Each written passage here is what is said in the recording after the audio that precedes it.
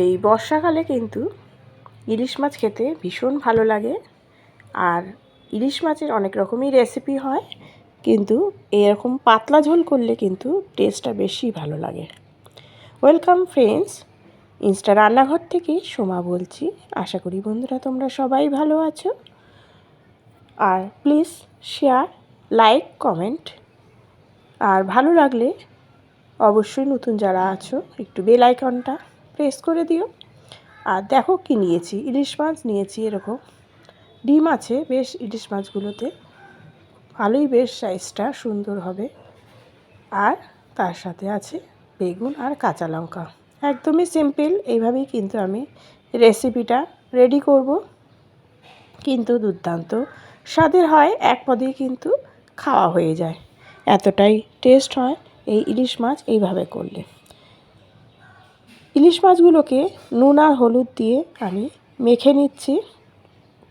আর প্রথমে বলা হয়নি, এই মাছ কিন্তু কোনো মশলা ছাড়াই রান্না করব। দেখতে থাকো কিভাবে রেসিপিটা রেডি করছি।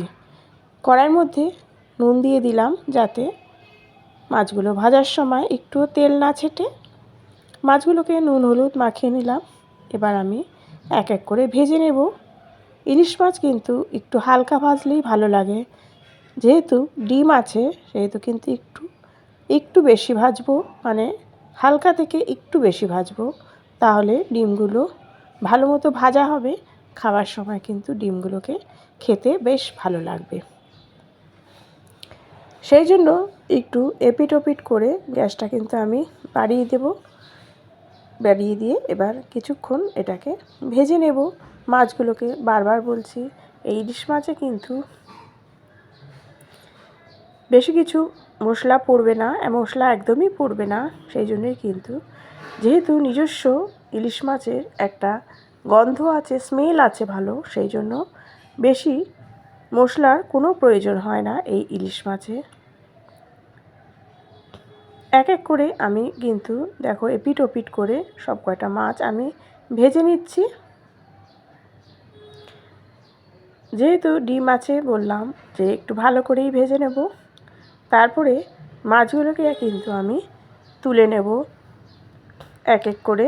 যেহেতু এই মাছটা একটু নরম মাছ, সেহেতু কিন্তু একদমই বেশি ফোটাবে না, আর একদম কমও ফোটাবে না, কারণ এই ইলিশ মাছের নিজস্ব গন্ধ আছে, ফলে ঝোলের টেস্ট বাড়বে একটু বেশি ফোটালে।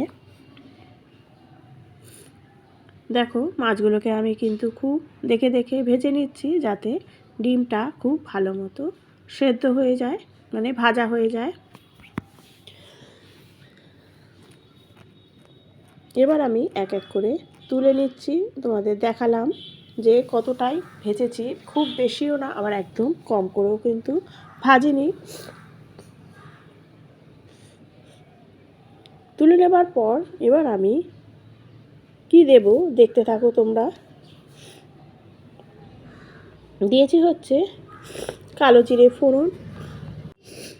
কালো জিরে ফোড়নটা দেওয়ার পরে দেব হচ্ছে কাঁচা লঙ্কা। যেহেতু এটা শুধু কাঁচা লঙ্কা দিয়েই হবে, সেই জন্য তেলের মধ্যে দেবে, এতে কিন্তু কাঁচা লঙ্কার গন্ধটা ভালো আসে। পাতলা ঝোলে সবসময় তাই করবে, এতে কিন্তু টেস্ট হয়। এবার বেগুনগুলোকে কিন্তু আমি খুব ভালো করে ভেজে নেব। যখন খুব ভালো করে ভাজা হবে তখনই কিন্তু জল দেবে, তার আগে একদমই দেবে না।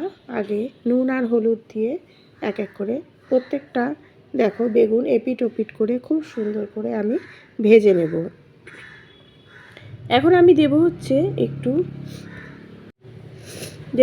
এখন একটু শুকনো লঙ্কার গুঁড়ো, কারণ কালারটা যাতে মাছের ঝোলের ভালো হয়, সেই জন্য শুকনো লঙ্কার গুঁড়ো দিচ্ছি।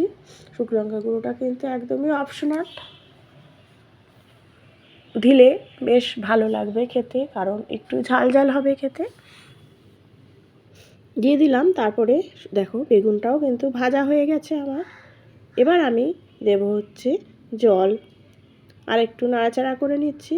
করে নিয়ে এবার আমি দিয়ে দেবো হচ্ছে মাছটা দেওয়ার পরেই আমি বাটির মধ্যে জল নিয়ে, কারণ ইলিশ মাছের যে তেল আর মশলাটা আছে সেটা আমি দিয়ে দিচ্ছি, যে নুন আর হলুদটা আছে, সেই জন্য বাটি ধোয়া জলটাই আমি এই ঝোল হিসাবে ইউজ করলাম। এবার যেরকম ঝোল খাবে সেরকম রাখবে পরিমাণটা, কারণ একটু ফোটাতে হবে, ফোটালে খেতে ভালো লাগবে।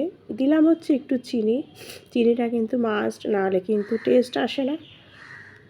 এবার আমি একদম ঢেকে কম আঁচে ভালো করে ফুটিয়ে নেব, কারণ যত ভালো করে ফোটাবো ঝোলের কিন্তু টেস্টটা বেশ ভালো হবে। এবার আমি কিছুক্ষণ পরেই নামিয়ে নেব, ঢেকে রেখেছিলাম বেশ কিছুক্ষণ, 5 মিনিট। দেখো নামানোর পরে ঠিক এরকম এসছে। একবার এই রেসিপিটা এইভাবে করে দেখো তোমরা, অবশ্যই করে কমেন্টের মাধ্যমে জানিও। আর তোমাদের যদি কোনো রেসিপি দেখার হয় অবশ্যই কমেন্ট করো। রেডি হয়ে গেল ইলিশ মাছ বেগুনের পাতলা ঝোল। Thank you.